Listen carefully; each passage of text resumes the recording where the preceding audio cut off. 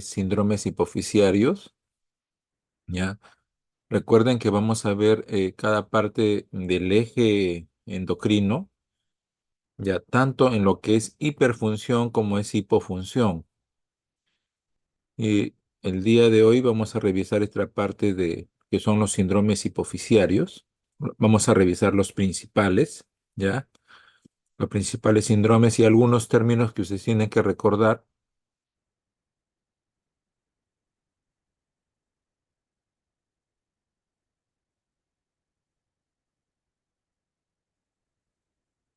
Ven, ven ahí la localización de la hipófisis, ¿no? Para utilizar bien los términos cuando hablamos de ejes, ¿no? Utilizamos el término de primario, ¿sí? Cuando el órgano afectado es la misma glándula. O sea, la glándula es blanco de la enfermedad, ¿ya? Entonces hablamos de, por ejemplo, de hipertiroidismo primario, hipotiroidismo primario, cuando el daño es en la misma glándula, ¿no? Por ejemplo, una glándula se puede dañar, por ejemplo, en el caso de la tiroides, cuando a una persona le sacan la tiroides, digamos por una neoplasia, por un quiste, etcétera. Entonces la persona queda con un hipotiroidismo, ¿sí? Primario porque le han sacado la misma glándula. Utilizamos el término secundario, ¿sí? Secundario cuando el daño no es en la glándula, sino más arriba, en un eje superior, ¿no? Por ejemplo, donde está la hipófisis, ¿no? Entonces utilizamos el término secundario, ¿ya? Por ejemplo, una hipófisis puede ser, se puede dañar cuando una persona le hacen una cirugía, una hipofisectomía, ¿no? Total, ¿no? Digamos por un tumor, ¿no? Un prolactinoma, ¿no? Un macroadenoma. Entonces se le saca todo, entonces queda con un problema secundario, ¿no? ¿Sí? Un problema secundario. Y hablamos ya de problemas terciarios, ¿sí? Problemas terciarios. Vamos a hablar cuando el problema es en el hipotálamo, o sea, por encima de la tiroides, de la hipófisis, ¿ya?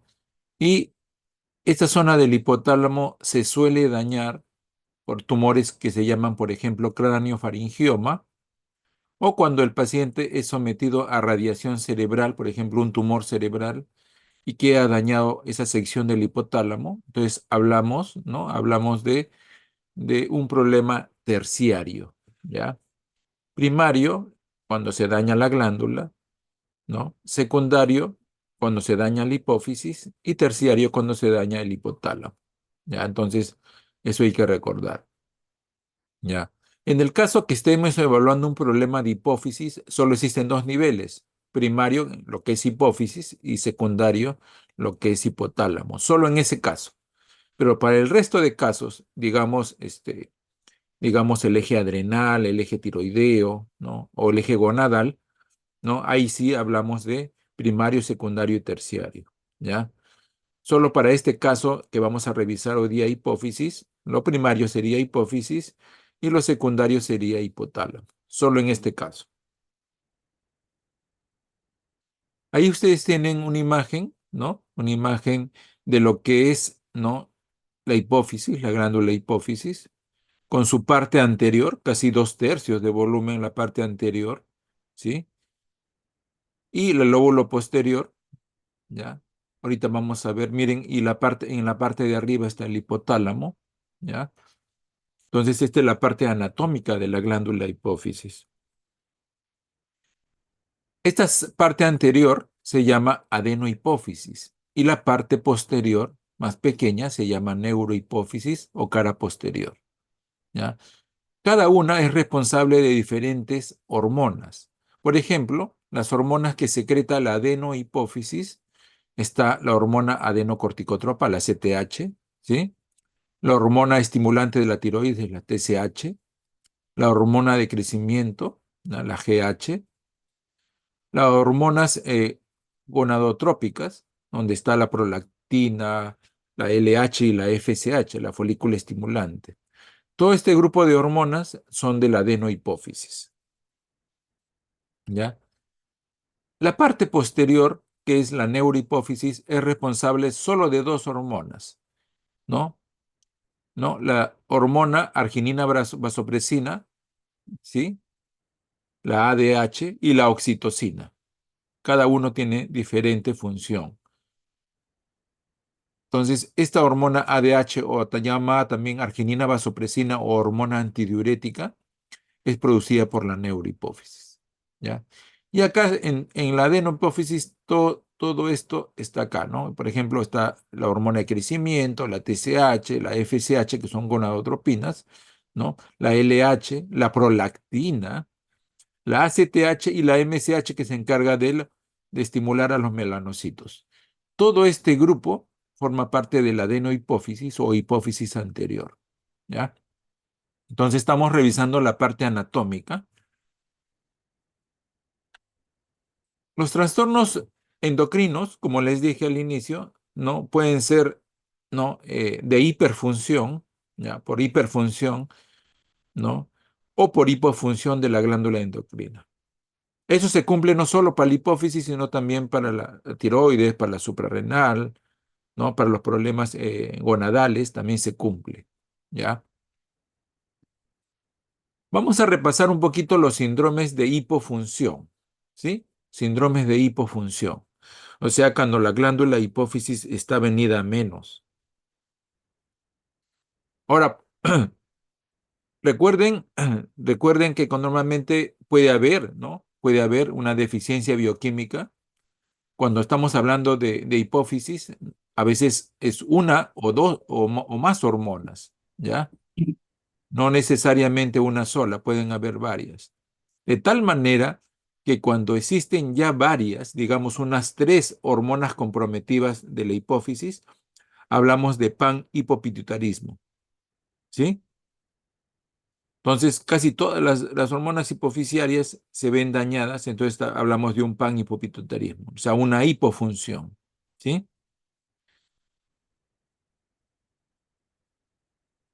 Lo que les dije, ¿no? Solo en el caso de la hipófisis hablamos de hipopituitarismo primario, cuando el daño es en la misma hipófisis, y secundario, ¿no? Cuando el daño es en hipotálamo. Solo en el caso de la hipófisis. Pero, por ejemplo, en la tiroides no, habría daño a nivel de la glándula, hipófisis secundario y hipotálamo terciario. Lo mismo para una suprarrenal. La suprarrenal, el primario, que es el Addison, el secundario, que es hipófisis, y el terciario, que es hipotálamo. Solo en el caso de hipófisis hablamos de primario y de secundario, ¿ya? Entonces, para precisar, ¿no? Para precisar. Tiene una incidencia alta estos problemas de daño de la hipófisis, ¿no? No se pueden, se estima más o menos una tasa, una incidencia anual, ¿no? De 4,2 casos por cada 100.000 habitantes y una prevalencia de 45,5 por 100.000 habitantes, ¿no? Entonces, esto de acá es algo muy importante. La mayoría de veces de daño de la hipófisis es por tumores, ¿ya? Tumores de la misma glándula hipofisiaria, ¿ya? Estos tumores son comunes, ¿ya? Y muchas veces se descubren incidentalmente, ¿no? Cuando uno está investigando, por ejemplo, otra patología o cuando le hace un escáner de todo el cuerpo y se detecta muchas veces, ¿no? Porque pueden ser que algunas veces no haya síntomas, ¿ya? No, miren, hasta en el 50% de casos hay adenomas no funcionantes.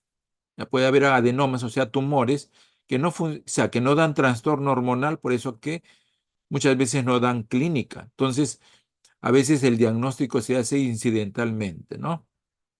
Ahora, hay causas también cuando hay un trauma encefálico severo, ¿no? Cuando el paciente ha recibido radioterapia craneal, hay que sospechar, ¿no? O cuando ya ha tenido ya antecedente de una cirugía hipofisiaria, ¿no? Hay tumores, ¿no? Hay necrosis también de la misma glándula, ¿no? De la hipófisis, por un síndrome de Sheehan que vamos a repasar más adelante. enfermedades granulomatosas, ¿sí? Puede verse un daño autoinmune de la hipófisis. O pueden ver enfermedades por depósito, como la amiloidosis, la hemocromatosis, ¿no? Que son raras, por eso me lo he puesto con este tono de color, que son un poquito más raras, ¿ya? Los tumores, recuerden, pueden ser primarios, pueden ser secundarios, pueden ser funcionales, pueden ser no funcionales, ¿no? Cuando son adenomas, hablamos de macroadenomas, cuando son más de 10 milímetros, o sea, más de 1 centímetro, y microadenomas menos de 10 milímetros, ¿no?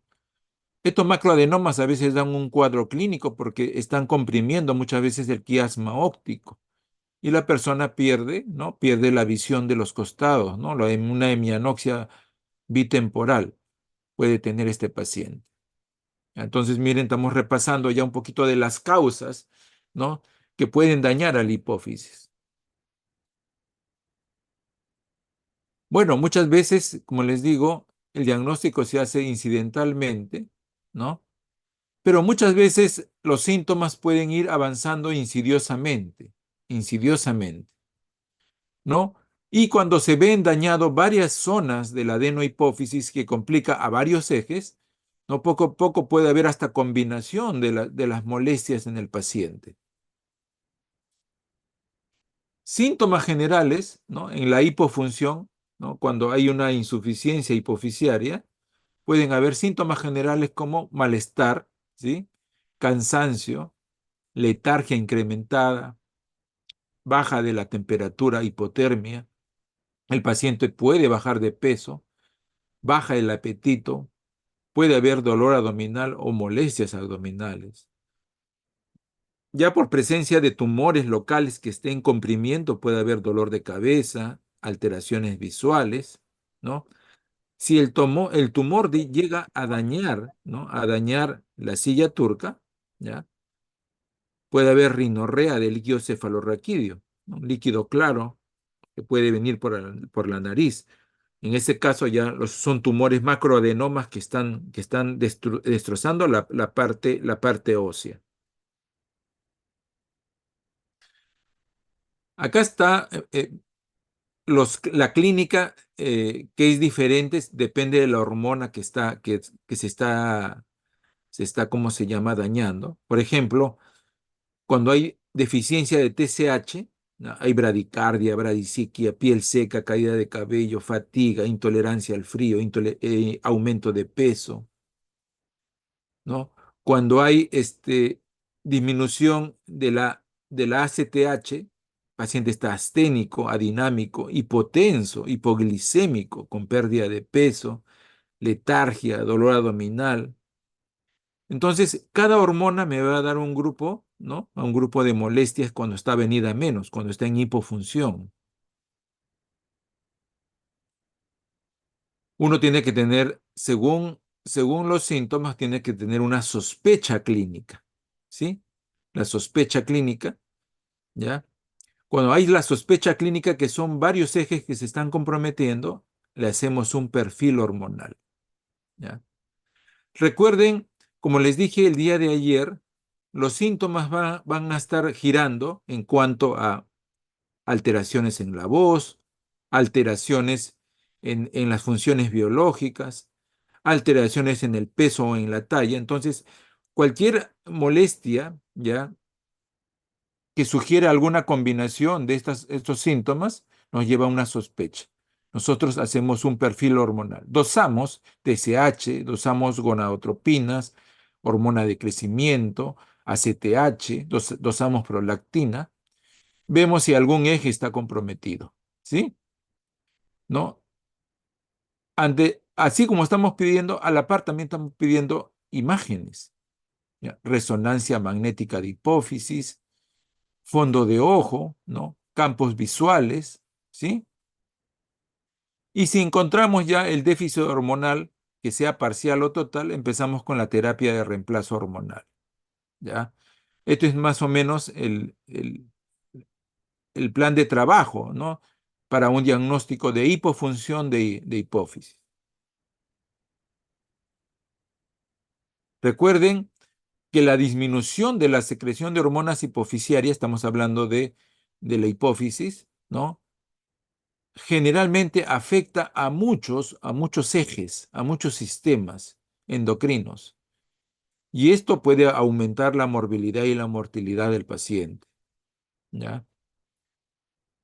Dentro de la casuística de la hipofunción hipofisiaria están los tumores. Los tumores tienen efecto de masa a veces, ¿ya? Comprimen y provocan mucha molestia, como los adenomas, los quistes, los cánceres metastásicos, ¿no?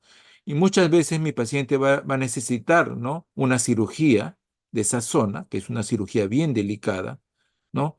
O probablemente, ¿no? Sometan al paciente a radiación hipofisiaria.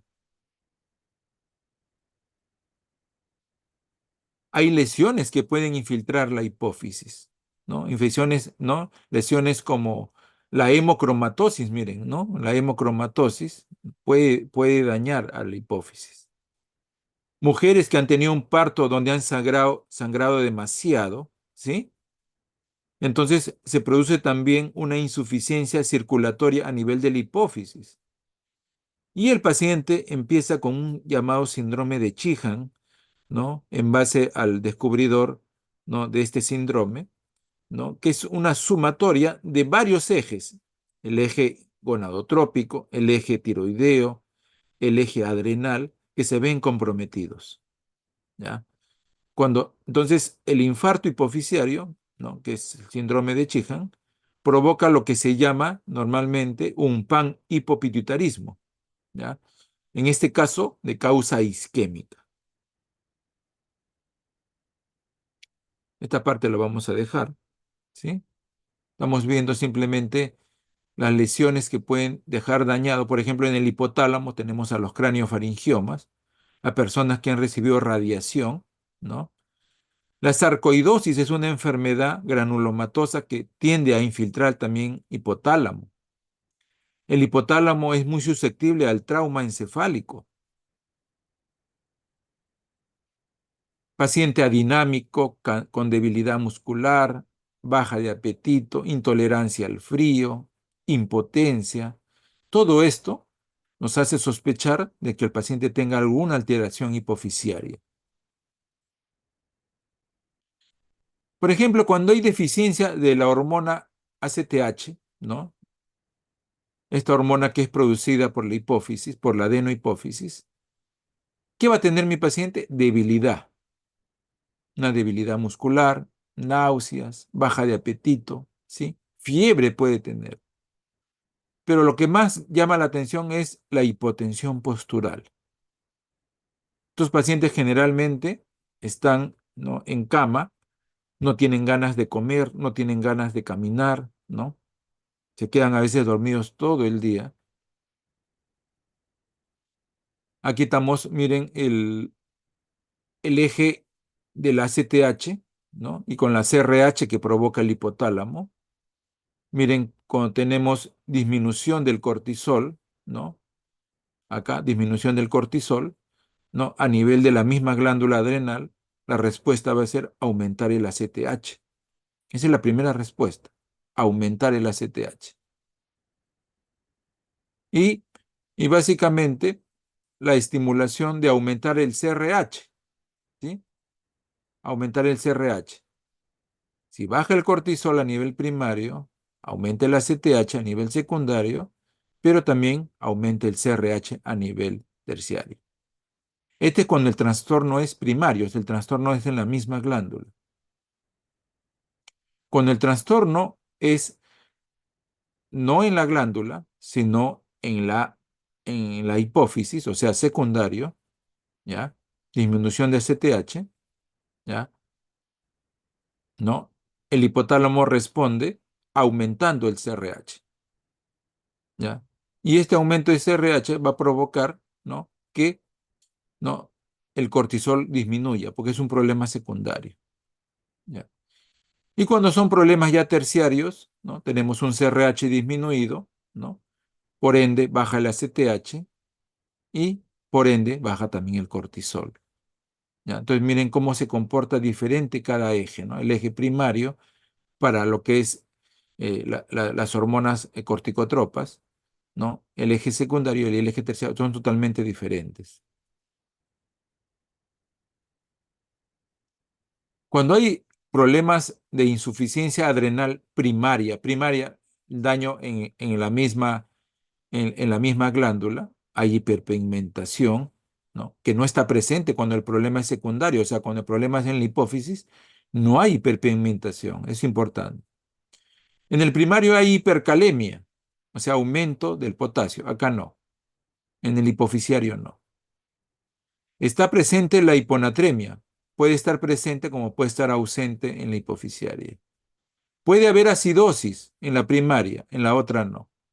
¿Puede haber hipotensión? Sí, generalmente en la primaria sí. En el otro también puede presentarse o ser raro, ¿no? Si es primario, ¿puede perder el vello axilar y pubiano? Sí. En el otro no. ¿Puede haber vitiligo?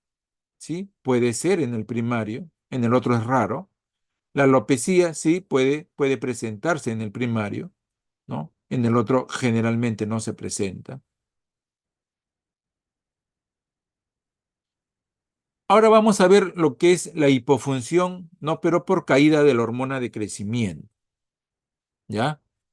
Recuerden que la hormona de crecimiento, cuando uno escuchamos crecimiento, nos viene a la memoria lo que es el crecimiento óseo, ¿sí? El crecimiento óseo, ¿ya? Pero recuerden, ¿no? Que la hormona de crecimiento también tiene una acción sobre el tejido adiposo, reduciéndolo, ¿sí?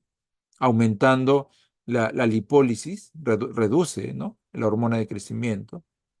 Tiene acción también sobre el hígado, ¿no? Haciendo liberar al hígado estas sustancias similares a la insulina, lo que favorece el crecimiento óseo. ¿Ya? Entonces, miren, dos acciones de la hormona de crecimiento.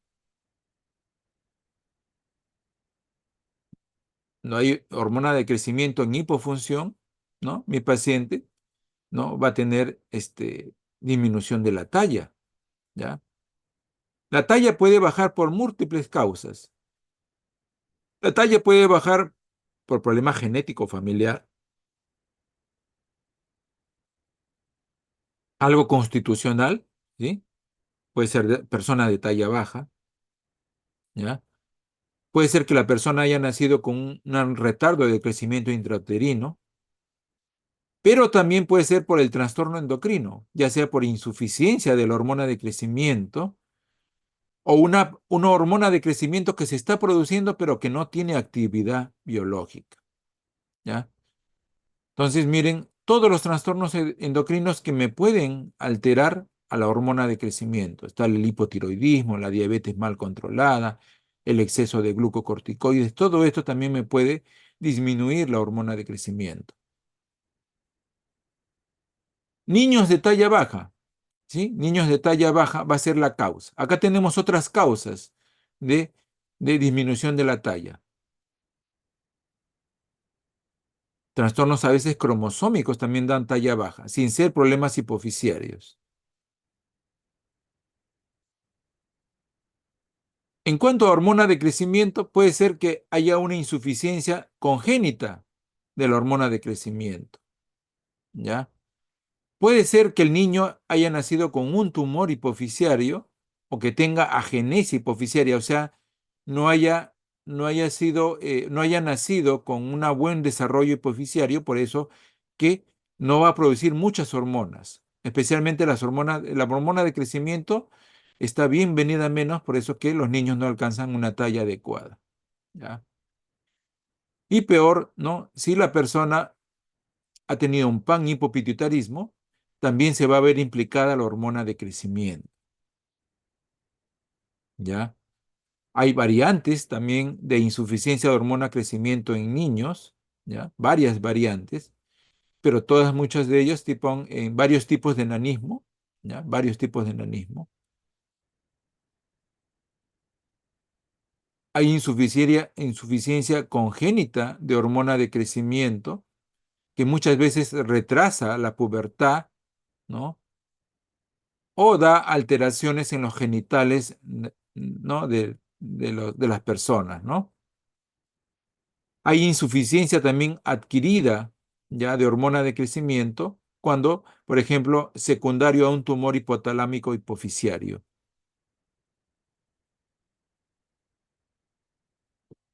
Entonces, en resumen, puede haber una insuficiencia de hormona de crecimiento desde la infancia, ¿sí? Como también puede haber un problema de hormona de crecimiento ya desarrollado durante la edad adulta, ¿ya? En los casos de panhipopituitarismo, ¿ya? La hormona de crecimiento también cuando se ve dañado, ¿no? Provoca lo que es la disfunción endotelial. ¿Se acuerdan que les dije, ¿no? Hasta, ¿sí? Actúa sobre el tejido adiposo, favoreciendo su reducción. Entonces, si hay un problema de hormona de crecimiento, es muy probablemente que, ¿no? Esta se dañe tanto, ¿no? La lipólisis está tan dañada que la persona empieza a hacer disfunción endotelial, aumenta el espesor de la capa íntima, aumenta la génesis de placas ateroscleróticas por el problema que está disminuida la lipólisis, ¿no? Entonces, miren, este es ya otro efecto también de la hormona de crecimiento, no solo sobre la talla. Bueno, esta parte vamos a dejarlo. Acá se ve en resumen la acción de la hormona de crecimiento, ya sea en el hígado, ¿no? Lo de lo del hígado favorece el aumento del crecimiento, aumento del tamaño de los órganos también y el aumento de la masa muscular, ¿no? En el tejido adiposo favorece la disminución del tejido adiposo. Un efecto, aumenta la glucosa, aumenta la glicemia, ¿ya? Entonces, la mortalidad cardiovascular es básicamente por la disminución del efecto sobre, ¿no? el tejido adiposo, ¿ya? Entonces, al no haber hormona de crecimiento, hay aumento del tejido lípido, especialmente, ¿no? en la parte central, ¿no? En la parte central. Aumenta la grasa visceral, aumenta la resistencia a la insulina en estas personas que tienen, ¿no? una caída de la hormona de crecimiento. Otra de las hormonas que puede sufrir hipofunción, ya estamos en la neurohipófisis, es la vasopresina, la hormona antidiurética. Y cuando hay déficit de vasopresina, tiene un nombre, se llama diabetes insípida. La persona empieza a tener C, ¿sí? Entonces hay que recordar eso, ¿no? A veces también se puede producir un daño de la neurohipófisis secundario a una cirugía, ¿sí? Entonces esto es muy importante, ¿no? ¿Qué clínica va a tener una diabetes insípida? Poliuria, polidixia, lo clásico, ¿no? La polaquiuria. El paciente al perder demasiado líquido se deshidrata, puede hacer hipotensión arterial, ¿no? Al tener menos volumen puede hacer taquicardia, ¿sí? Taquicardia. Otra parte del eje, ya el eje gonadal, ¿no? Que también puede sufrir hipofunción hipoficiaria. Entonces, se cortan las hormonas gonadotropinas, ¿no? La LH, la SFSH, ¿no? La prolactina. Entonces, se produce el hipogonadismo. Causas de hipogonadismo por problema hipofisiario. Muchas veces tenemos la reacción adversa a algunos medicamentos. Muchos medicamentos eh, catabólicos especialmente pueden provocar o anabólicos pueden provocar este tipo de problema, ¿no? Imagínense que una persona tenga el síndrome de Kallmann, ¿sí? Un síndrome de Kallmann que es un síndrome genético en la cual la persona tiene insuficiencia ovárica, en el caso de la mujer, ¿no? Y hiposmia, o sea, una poca percepción de los olores, ¿no? Y también puede producir, ¿no? Se puede producir en este síndrome de Kallmann una hipofunción, ¿no? Una hipofunción hipoficiaria que se manifiesta con la caída de la parte gonadal. ¿Cuáles son los signos y síntomas, ¿no? Ya, muchas veces de esta hipofunción, en las mujeres se pierde el vello corporal, ¿no? Se suspende la menstruación, ¿sí? En el hombre también cae el vello corporal, la barba, pérdida muscular, problemas sexuales, ¿ya? Si la mujer no está gestando y hay secreción lechosa por sus senos, hay que descartar un prolactinoma, ¿ya? En el varón puede mantener una voz aguda, a pesar de que ya es adulto, puede tener una voz aguda y esto hacer sospechar, ¿no?, una hipofunción de la hipófisis, ¿ya? En ambos sexos, cuando hay problemas, ¿no?, de insuficiencia hipofisiaria, especialmente de tipo gonadal, puede haber un desarrollo insuficiente de genitales externos e internos, aumenta la grasa corporal, ¿no?, en el hipogonadismo, la libido baja, casos de infertilidad, todo eso puede pasar cuando hay problemas de hipogonadismo, ¿no? Bueno, esta parte la vamos a pasar, ¿ya? La hipófisis puede dañarse en varios ejes, digamos 3 ejes, y hablamos de pan-hipo-pituitarismo o insuficiencia pan-hipofisiaria, ¿ya? ¿Quiénes causan esto? Los adenomas, ¿sí? La radioterapia, los casos de inflamación, los casos de hemorragia como el síndrome de Sheehan, ¿no? Los traumatismos cerebrales graves pueden provocar también esto. Ahora vamos a ver un poquito, ¿sí? Primario, o sea, se daña la hipófisis primariamente, la misma glándula se daña por tumores, por necrosis de la hipófisis, por infiltración de enfermedades como la sarcoidosis, ¿ya? Aneurismas, miren, procesos infecciosos o granulomatosos como la tuberculosis, procesos autoinmunes, ¿no? Cuando la hipófisis se daña con el tiempo, ¿no? Al haber atrofia de la glándula, la silla turca sobre la cual se asienta la hipófisis queda vacía y se produce lo que es el síndrome de silla turca vacía, ¿ya? Iatrogénica por algún daño, a veces por radioterapia, o idiopática también puede haber, ¿ya? El síndrome de Sheehan, ¿sí? Clásico, el síndrome de Sheehan, la persona ha tenido una pérdida en su parto, un parto eutóxico, ha tenido la pérdida de sangre, ¿no? Cae la presión, ¿sí? La hipófisis sufre una insuficiencia, especialmente la adenohipófisis, sufre una isquemia, ¿sí? Esta isquemia, ¿qué va a generar? Va a generar que la persona, ¿no?, que no se desarrollen bien las mamas, deje de producir, ¿no? Por deficiencia de prolactina se produce el problema de la galactia. O sea, no da de lactar a su bebé, ¿ya? Se puede dañar, ¿no?, la tiroides, la suprarrenal, se pueden ver dañados, y las gónadas también se pueden ver dañados también el eje gonadal y dar ciertas molestias, ¿no?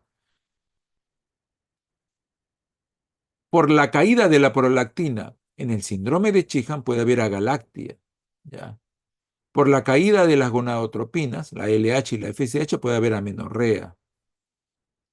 Por la caída de hormona de crecimiento, falta de anabolismo proteico.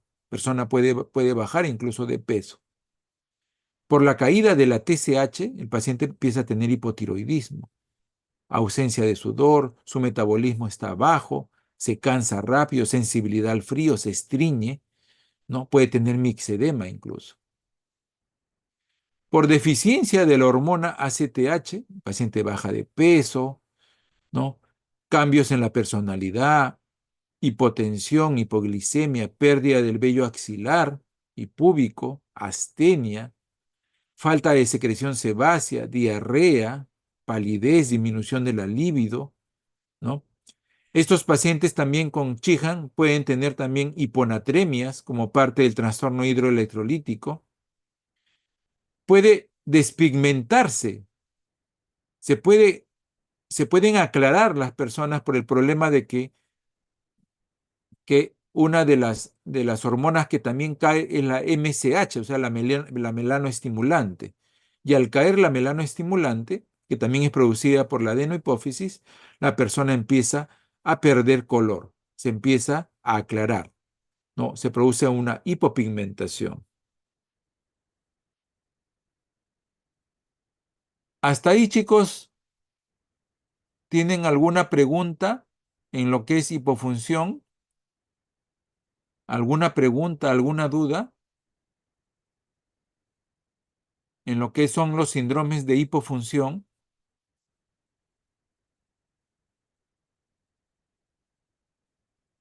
Chicos, ¿alguna duda? No, doctor, todo claro. ¿Ya? Entonces recuerden que la hipofunción puede ser solo de una parte, o sea, de una línea de la hipófisis, digamos, del eje gonadal, como puede ser de varias líneas, tres o más, y ya producir lo que se llama panhipopituitarismo. Y uno de los ejemplos clásicos del panhipopituitarismo es el síndrome de Sheehan. Entonces ahora vamos a continuar ya con los síndromes de hiperfunción. Ahora vamos a ver, ¿no? Ya no la glándula venida menos, sino una glándula que está produciendo demasiadas hormonas hipofisiarias. Entonces vamos a ver esto de acá. Entonces, en los síndromes de hiperfunción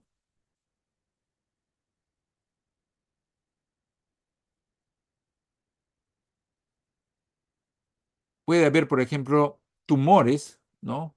Adenomas que agarran la línea hipofisiaria de la adenopofis productora de prolactina, ¿no? Y la persona empieza a tener galactorrea, ¿ya? La galactorrea es normal, no, digo, la presencia de secreción láctea es normal en la gestación, cuando la mujer está gestando, ¿no? Y en puerperio inmediato, pero no cuando la persona no está gestando, ¿ya? Entonces, puede ser un aviso de un tumor llamado prolactinoma. La persona aparte puede tener dolor de cabeza, alteraciones visuales, ¿ya? No solo es galactorrea, pérdida de la libido, disfunción eréctil, ¿sí? Infertilidad tanto en hombres como en mujeres, dolor de cabeza, es lo que les decía, ¿no? Dolor de cabeza, ceguera en ambos campos visuales. Son otros signos que me puede dar, ¿no? Los prolactinomas, ¿no? Miren, acá tenemos, ¿sí? La resonancia magnética, ¿sí? De un prolactinoma. Acá debe ser chiquitito, menos de un frijolito, pero acá ya creció de más. Es un tumor, ¿no? A predominio de la línea celular de la prolactina, la encargada de prolactina. Y solo se detecta con una resonancia, ¿no? La resonancia da una mejor vista de la zona infratentorial, de la zona del tronco, ¿no? Da una mejor vista que la tomografía. Me sirve mucho para diagnóstico, ¿ya? ¿No? La mujer empieza a producir, ¿no? Secreción láctea, ¿no? Otro caso de hiperfunción es de la hormona de crecimiento, ¿sí? Recuerden que si esta hormona de crecimiento empieza a aumentar desde niños, la persona queda con gigantismo, ¿sí? Y si se produce en el adulto, produce lo que se llama acromegalia. Acromegalia. Eso hay que recordar, ¿no? La acromegalia es en adultos, la hormona de crecimiento aumentada en adultos, y el gigantismo es la hormona de crecimiento desde niño, ¿ya?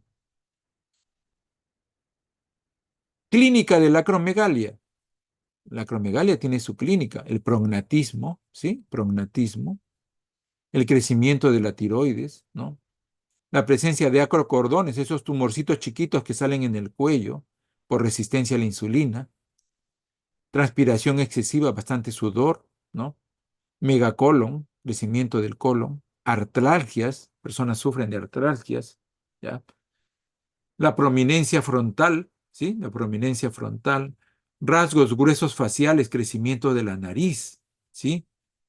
Crecimiento de los labios y la lengua, ¿no?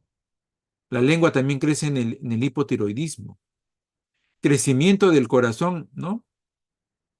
Hipertensión arterial, al igual que la enfermedad de Cushing, hipertensión arterial. Síndrome de túnel del carpo, engrosamiento de las manos, engrosamiento de los pies. Todo esto es el síndrome de acromegalia, ¿ya? No se vayan a olvidar. Aumento de la secreción de ACTH.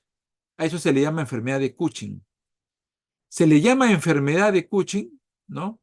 Cuando hay aumento de ACTH, o sea, a nivel hipoficiario. Pero en general la enfermedad de Cushing forma parte de lo que es el síndrome de Cushing, porque el síndrome de Cushing puede ser por ingesta de corticoides, puede ser también por alguna enfermedad de hiperfunción, pero ya a nivel adrenal, ya sería primario. En cambio, en esta hipersecreción es un problema secundario, ¿no? Entonces, en esta enfermedad de Cushing se produce un tumor hipoficiario productor de ACTH, ¿ya? Recuerden que la enfermedad de Cushing causa el 80% de los hipercortisolismos endógenos, ¿ya? La enfermedad de Cushing pertenece a lo que es el síndrome de Cushing. ¿Y qué es el síndrome de Cushing? ¿Sí? El eritema, ¿no? Acá en las mejillas, ¿no? Eh, la jiba de búfalo, ¿sí? La presencia de que la persona fácilmente hace equimosis, ¿no? La obesidad, este tipo de obesidad con estrías violáceas, ¿ya? Eh, los brazos y las piernas más bien son delgadas, ¿sí? El abdomen péndulo, obesidad abdominal, el síndrome de Cushing, la piel atrófica, la acné, hirsutismo, atrofia de los músculos, ¿ya? Osteopenia, fatigabilidad, disminución de la inmunidad. Miren, son inmunodeprimidos los pacientes, ¿ya? Entonces, es algo muy, muy importante, inmunodeprimidos. Hipertensión arterial, esta es pregunta de examen, siempre le preguntan esto y fallan, ¿no? La enfermedad de Cushing y el síndrome de Cushing provocan hipertensión arterial. Aumenta los niveles de glucosa, aumenta la resistencia a la insulina. Puede haber diabetes mellitus secundaria, ¿ya? Y en cuanto al trastorno hidroelectrolítico, puede haber hipocalemia con alcalosis metabólica. Adenomas productores de TSH, ¿sí? Adenomas productores de TSH. ¿Ya? También puede ser efecto, ¿sí?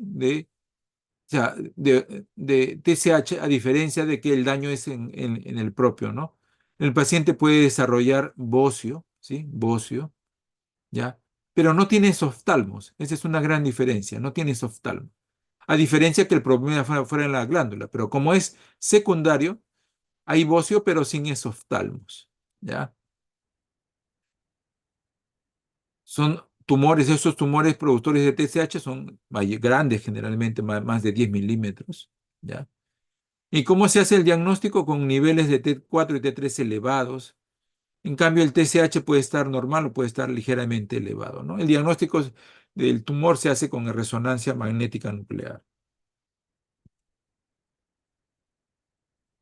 El eje gonadotropo, ¿no? El productor de gonadotropinas también se puede dañar porque puede haber adenomas productores de gonadotropinas, ¿ya? La mayoría de pacientes son asintomáticos. Cuando hay clínica, hay cambios visuales, ¿sí? Hay cambios visuales. Hay el eje tirotropo, también puede alterarse, ¿no? ¿Ya? Se estimula la TSH, se estimula la prolactina, ¿ya? Entonces, esos serían los principales síndromes, tanto de hipofunción como de hiperfunción, ¿no? Que podría haber, ¿no? En el caso de las alteraciones de la hipófisis, ¿ya? ¿Tienen, ¿tienen alguna duda, chicos? ¿O está claro los síndromes hipofisiarios? Está claro, doctor. ¿Sí? ¿No hay dudas? Bueno, chicos, doy por concluida la clase. Queda grabado en la nube para que lo puedan revisar posteriormente, ¿ya? Bueno, doy por finalizar la clase, chicos. Gracias, doctor. Muchas gracias, doctor.